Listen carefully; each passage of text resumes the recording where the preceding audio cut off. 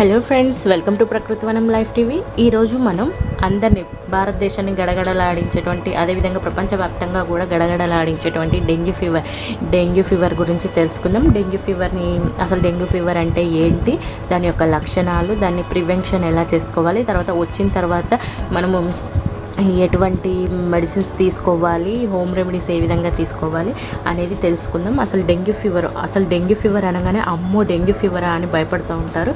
ప్రపంచంలో ఉష్ణమండల దేశాలన్నింటిలో కూడా ఈ వ్యాధి ప్రభావం ఎక్కువగా ఉంటుంది.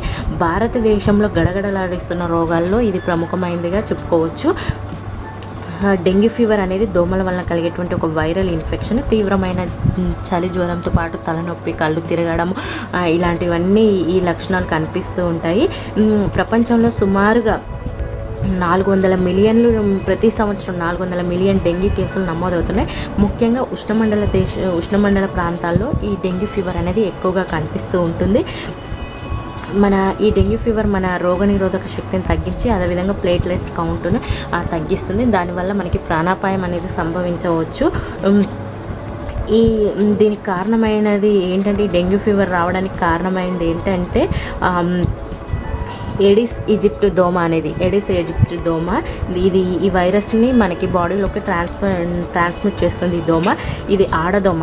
డెంగ్యూ వైరస్ సోకిన ఎడిస్ ఈజిప్ట్ దోమ కాటు ద్వారా మనుషులకి ఈ వైరస్ అనేది వ్యాప్తించి మనకి డెంగ్యూ ఫీవర్ ద్వారా బయటకు వస్తుంది. డెంగ్యూ ఫీవర్ దాని యొక్క లక్షణాలు చూద్దాం. ఇప్పుడు డెంగ్యూ ఫీవర్ యొక్క లక్షణాలు ఏంటంటే, ఈ వైరస్ ఈ ఎడిస్ ఈజిప్ట్ దోమ అనేది మన బాడీ కుట్టిన తర్వాత ఆ వైరస్ మనకి సోకిన మొదటి 2 రోజుల నుండి 4 రోజుల వరకు మన రక్తంలో ఇది ప్రవహించి క్రమంగా కొన్ని లక్షణాలు చూపిస్తుంది. అది సడన్గా ఫీవర్ రావడం, అవి 100 degrees దాటిపోవడం, తర్వాత తీవ్రమైన తలనొప్పి, కళ్ళ వెనక నొప్పి, తీవ్రమైన కీళ్ళ నొప్పులు, తర్వాత కండరాల నొప్పులు, తర్వాత అలసట, వికారం, వాంతులు, తర్వాత శ్వాస తీసుకోవడం కొంచెం ఇబ్బందిగా ఉండడం, రక్త ప్రసరణ వ్యవస్థ కొంచెం వైఫల్యం చెందడం, తర్వాత చర్మం మీద దద్దుర్లు, ఇది 5వ రోజు కనిపిస్తాయి. తర్వాత ముక్కు నుంచి రక్తస్రావం, తర్వాత చిగుళ్ళ నుంచి ఇట్లా రక్తస్రావం కనిపిస్తుంది. ప్లేట్లెట్ సంఖ్య విపరీతంగా తగ్గిపోతుంది.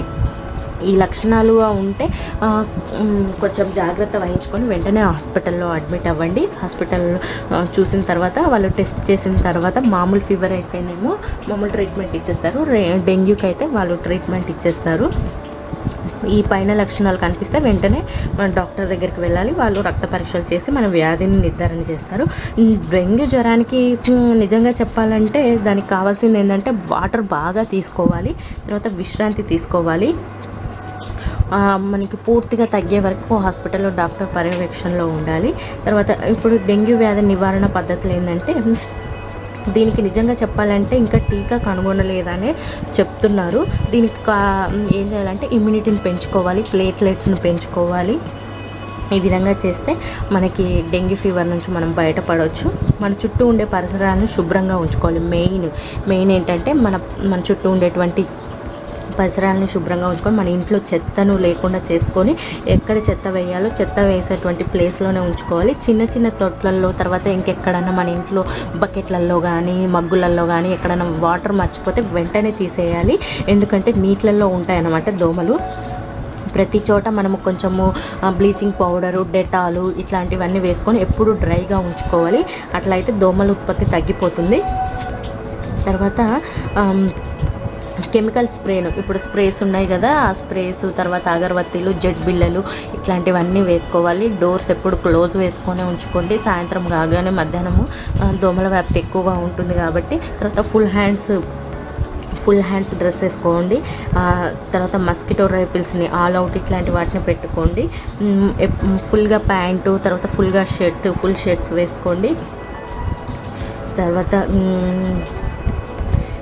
ఎక్కడ కిటికీలకి వాటికి జాలీలు వేసుకోండి. ఇలాంటివి వేసుకుంటే మనకి డెంగ్యూ దోమల నుంచి మనం బయటపడవచ్చు. ఒకవేళ డెంగ్యూ ఫీవర్ వచ్చిన తర్వాత మనం హాస్పిటల్లో నుంచి అడ్మిట్ అయ్యి తర్వాత కూడా ఆ ట్రీట్మెంట్ తీసుకుంటూనే కొన్ని హోమ్ రెమెడీస్ చేసుకుంటే మనం ఇంకా పూర్తిగా రికవరీ అవ్వచ్చు.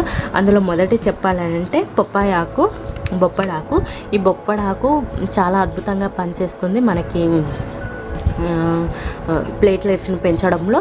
దీన్ని ప్రతిరోజు ఒక 5 ml తీసుకోవాలి, అంతకంటే ఎక్కువగా తీసుకోవద్దు. డెంగ్యూ ఫీవర్ ఉన్నప్పుడు మాత్రమే తీసుకోవాలి, ప్రతిరోజు ఎప్పుడు తీసుకోకూడదు. ఇది కొంచెము డెంగ్యూ ఫీవర్ ఉన్నప్పుడు ప్లేట్లెట్స్ను పెంచడానికి మాత్రమే ఉపయోగపడుతుంది, అంతేకాని మిగతా టైంలో వాడకూడదండి. గమనించండి, జస్ట్ 5 ml తీసుకోవాలి, రోజుకు ఒక్కసారి మాత్రమే. అది ఆ ఫీవర్ ఉన్నప్పుడు మాత్రమే తీసుకోవాలి, ఎక్కువ తీసుకోకూడదు. ఆ జ్యూస్ తీసుకోవాలి, జ్యూస్ తీసుకుంటే మనకి ప్లేట్లెట్స్ అనేవి పెరిగిపోతాయి. నెక్స్ట్ వచ్చేసి అల్లం.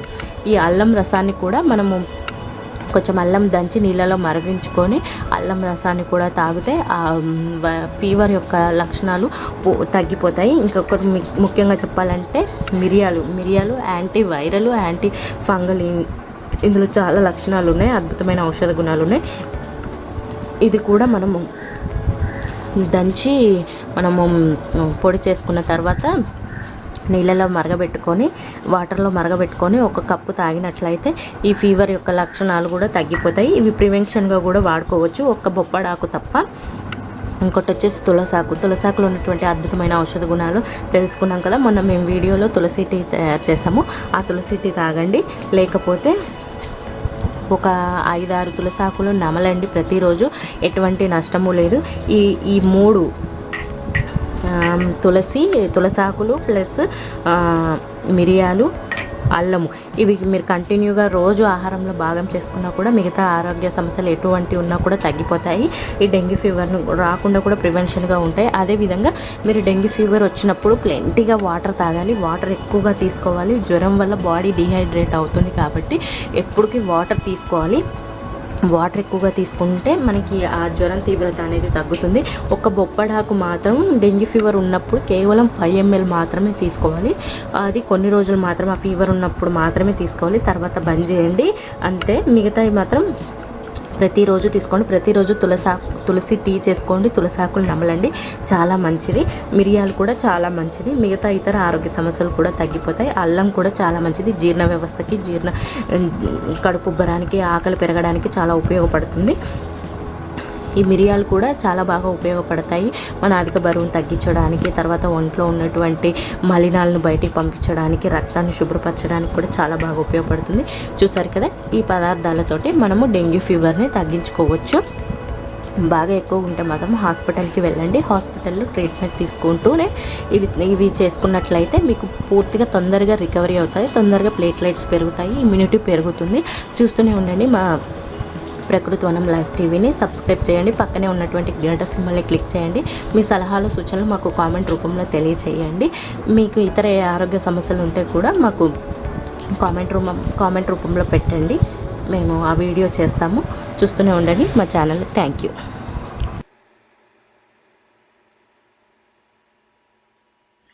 Please subscribe the Prakriti Vanam Live TV and press the bell icon.